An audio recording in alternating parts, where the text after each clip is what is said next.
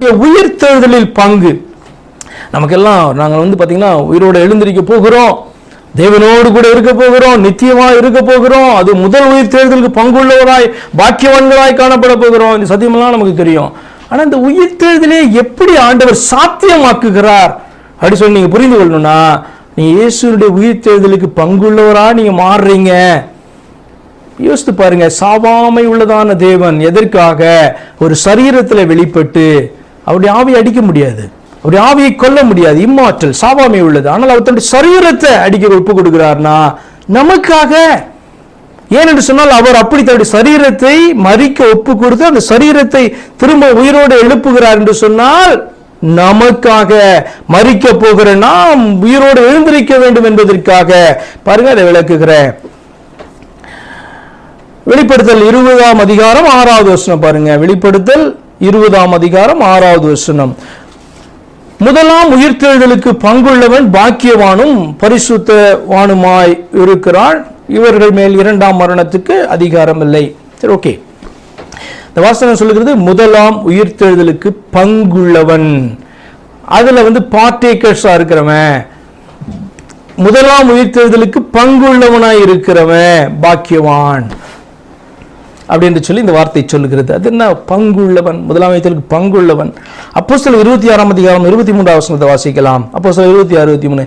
தீர்க்கதரிசிகளும் மோசேயும் முன்னமே சொல்லியிருந்தபடி கிறிஸ்து பாடுபட வேண்டியதென்றும் மரித்தோர் உயிர்த்தெழுதலில் அவர் முதல்வராகி சுய ஜனங்களும் அந்நிய ஜனங்களும் ஒளியை வெளிப்படுத்துகிறவர் என்று சொல்லுகிறேன் அன்றி வேறொன்றையும் நான் சொல்லுகிறதில்லை என்றான். முதல் பகுதி, தீர்க்க தரிசனங்களும் மோசேயும் சொல்லி இருக்கிறபடி இயேசு கிறிஸ்து பாடுபடணும், கிறிஸ்து பாடுபட வேண்டியது என்றும் மரித்தோர் உயிர்த்தெழுதலில் முதல்வராகி. கொஞ்சம் அப்படியே நம்ம சிந்திச்சு பார்க்கணும். தேவன் எதற்காக நமக்காக மரிக்க வேண்டும்? மரித்தவர் சரி பலிக்காக மரிச்சனா அப்படியே விட்டு போலாம், அந்த சரீரத்தில் அப்படியே விட்டுடலாம்.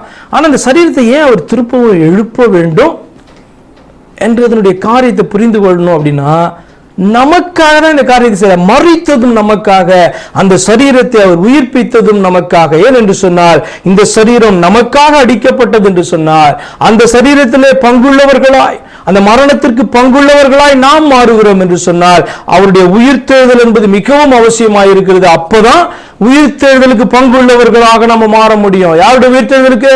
கிறிஸ்துவின் உயிர்த்தெழுதலுக்கு பங்குள்ளவர்களாக நம்ம மாற வேண்டும். ஏனென்று சொன்னால் அவர் தான் அந்த உயிர்த்தெழுதல முதற் பலன் அப்படின்னு சொல்லப்படுறது பாத்தீங்கன்னா அவரை குறிக்குது. நமக்காக அவர் ஃபர்ஸ்ட் என்ன பண்றாரு? உயிரோடு எழுந்திருக்கிறாரு. அவரை ஏற்றுக்கொண்டு விசுவாசத்தை அத்தனை பேர் என்ன பண்ணுவாங்க? திரும்ப எழுந்திருக்க போகிறார்கள். அப்ப உயிர்த்தெழுதலுக்கு பங்குள்ளவர்களாக, பார்ட்டேக்கர்ஸ் ஆஃப் கிரைஸ்ட். கிறிஸ்து எழுந்திருக்கலனா நம்ம யாருமே உயிரோடு எழுந்திருக்க போறது கிடையாது. மரணத்தோடு கூட முடிச்சு போயிடும், ஃபினிஷ்டு.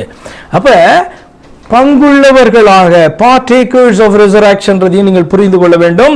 அது பாருங்க, இன்னொரு வசனத்தை வாசிக்கலாம். 1 கொரிந்தியர் 15:20 எப்படி வாசிக்கிறோம்? கிறிஸ்துவோ மரித்தோரிலிருந்து நித்திரை அடைந்தவர்களில் முதற் பலனானார். அப்படியே போயிடல, கீழே அவர் எழுந்தார், எழுந்து முதற் பலனானார், ஃபர்ஸ்ட் ஃப்ரூட்டாக அவர் காணப்படுறார். கொலோசியர் 1:18 இப்படி சொல்லுகிறது, அவரே சபையாகிய சரீரத்துக்கு தலையானவர், எல்லாவற்றிலும் முதல்வராய் இருக்கும்படி அவரே ஆதியும் மரித்தோரிலிருந்து எழுந்த முதற் பெருமானவர்.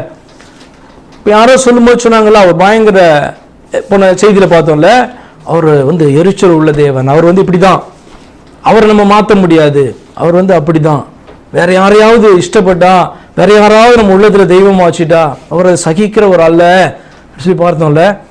பாருங்க, இவர் எவ்வளவு பொசசிவ் அண்ட் சென்சிட்டிவ் சில காரியங்கள்ன்றதுக்கு ஃபர்ஸ்ட் அப்படின்னு சொன்னா அவர் தான் ஆதினா அவர் மட்டும்தான் சொல்லணும். வேற யாரையும் ஆதியில அவரோடு கூட இணைக்கலாம் முடியாது.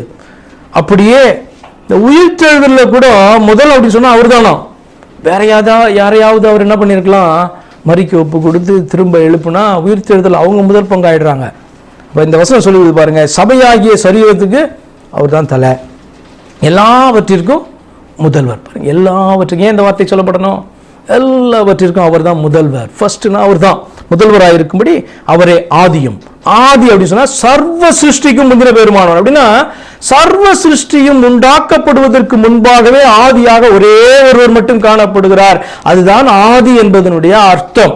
அப்ப ஆதியும் மரித்தோரிலிருந்து எழுந்த முதற் பேருமானவர்.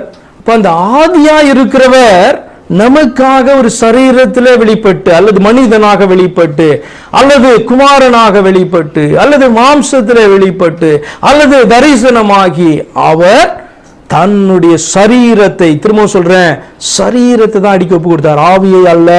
நிறைய பேருக்கு வந்து பயப்படுற ரீசன் என்ன தெரியுமா? தேவன் மரிக்க முடியாது. தேவன் மரிக்க முடியாதுதான். ஆனால் அந்த தேவன் உனக்காக ஒரு சரீரத்தில் வந்து அவர் அந்த சரீரத்தை அடிக்க ஒப்பு கொடுத்தால்தான், அந்த சரீரத்துக்கு ஒரு மரணம் உண்டானாதான் உன்னுடைய சரீரம் மீட்கப்படும், உன்னுடைய ஆத்மா பாவ மன்னிப்பை பெற முடியும் என்றது புரிந்து கொள்ள வேண்டும். அப்ப தேவனுக்கு மரணம் அல்ல, தேவன் குமாரனாக வெளிப்பட்டு, அதாவது சரீரத்தில் வெளிப்பட்டு ஆவியாய் தேவனாகவே தான் இருக்கிறார். அவர் அந்த சரீரத்தை அடிக்க அவர் ஒப்பு கொடுத்தபடினாலே பாவ மன்னிப்பு உண்டானது. நம்முடைய சரீரத்துக்கும் ஒரு மீட்பு உண்டாக போகிறது. அதுக்கு பேர் தான் உயிர்த்தெழுதல். அந்த முதல் உயிர்த்தெழுதலுக்கு பங்குள்ளவர்களாக நம்ம மாறுகிறோம் என்று சொன்னால், அவர் உயிர்த்தெழுதபடினாலே அதற்கு பங்குள்ளவர்களாக நம்ம மாறுகிறோம். சரி, கொலோசியர் 2:12-13 வசனங்களை வாசிக்கலாம். ஞானஸ்நானத்தினாலே அவரோட கூட அடக்கம் பண்ணப்பட்டவர்களாகவும், அதிலே அவரை மரித்தோர் எழுப்பின தேவனுடைய செயலின் மேலுள்ள விசுவாசத்தினாலே அவரோட கூட எழுந்தவர்களாகவும். உடனே தேவனுடைய செயல்னா பாரு, தேவன் பாரு, வேற ஒருத்தர் காமிக்காதீங்க. இயேசு சொன்னார், இந்த ஆலயத்தை இடித்து போடுங்கள், 3 நாளைக்குள்ளே நான் அதை எழுப்புவேன் என்று சொல்லி தன்னுடைய சரீரத்தை குறித்து அவர் பேசினார். அப்ப இயேசுவை தேவன் எழுப்பினார் அப்படின்னு சொன்னா ரொம்ப கன்ஃபியூஸா ஆயிடாதீங்க. இயேசுவை என்னுடைய சரீரத்தை தேவன் எழுப்பினார்னா அவர் தேவனாக எழுப்புகிறார்னு சொல்லி, அதுதான் என்னுடைய அர்த்தம். இந்த சரீரத்தை, இந்த ஆலயத்தை இடித்து போடுங்கள், 3 நாளைக்குள்ள இன்னொருத்தர் எழுப்புவார் அல்ல, நான் எழுப்புவேன். தேவனா பேசுறாரு. குமாரனா என்னுடைய ஆலயத்தை இடிச்சு போடுங்க, இந்த ஃபிளஷை இடிச்சு போடுங்க, இந்த ஃபிளஷை கொண்டு போடுங்க, நான் 3 நாளைக்குள்ள நான் எழுப்புவேன், தேவனா எழுப்புவேன் என்று ஆண்டவர் சொன்னார். அப்ப இந்த வார்த்தையை படிக்கும் போதெல்லாம் அதை புரிந்து கொள்ளணும். இல்ல பார், திருத்துவத்துக்கு சூப்பரான வேர்ட்ஸ் எல்லாம் என்கிட்ட கொண்டு வரக்கூடாதுன்னு. அப்ப நீங்கள் அறிந்து கொள்ளுங்க, தேவனுடைய செயலின் மேலுள்ள விசுவாசத்தினாலே அவரோட கூட எழுந்தவர்களாயும் இருக்கிறீர்கள். அப்ப இதை நம்ம விசுவாசிக்கிறோம். என்னன்னா, நமக்காக அவர் மரித்தார், அடக்கம் பண்ணப்பட்டார், அவர் 3ஆம் நாள் உயிரோடு எழும்பினார். எதற்காக? எனக்காக. உயிர்த்தெழுதலில் பங்குள்ளவனாய் நான் மாறும்படியாக இந்த காரியத்தை அவர் செய்தார். அவருடைய அடுத்தது பாருங்க, இன்னொரு எக்ஸாம்பிள் சொல்றேன்.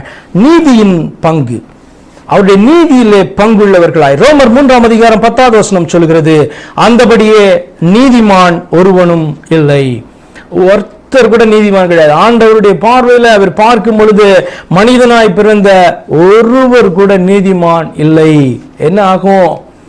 இந்த மனுக்குலம் அழிக்கப்பட வேண்டும் அல்லவென்று சொன்னால், அவர் வெளிப்பட்டு இந்த நீதியை நிறைவேற்றி நீதிபரர் என்று சொல்லி, இந்த வேத வசனம் பார்த்தீங்கன்னா அவரை ஜஸ்டிஃபை பண்ணணும், தேவனாக மனிதனை ஜஸ்டிஃபை பண்ணணும், இவர் தான் நீதிபரர் அப்படின்னு சொல்லி. அப்படின்னா அந்த நீதிபரர் நமக்கு என்னத்தை கொடுக்கலாம்? இந்த பலனை கொடுக்கலாம். அவர் மேல விசுவாசத்தை வைக்கிறவர்களுக்கு இந்த பலன் உண்டாகிறது, தேவ நீதியினுடைய பலன் உண்டாகிறது. we are receiving it, we are awarded, rewarded, we are gifted. அல்ல பாத்தீங்களா, we are gifted. இயேசு பண்ண ஒரு காரியத்தினால we are gifted. எப்படி? நாம நீதிமான்கள் என்று அழைக்கப்படுகிறதற்கு பங்குள்ளவர்களாய் மாறுகிறோம். அப்ப அவருடைய நீதிக்கு பங்குள்ளவர்களாய் நம்ம மாறினால்தான் ரட்சிக்கப்பட்டிருக்கோம். நான் புதிதாய் பிறந்திருக்கிறேன், நான் நீதிமான் என்று சொல்லி என்ன பண்ணோம்? வேதமும் சொல்லும், நாமளும் அந்த சத்தியத்தை அறிந்து கொள்ள முடியும்.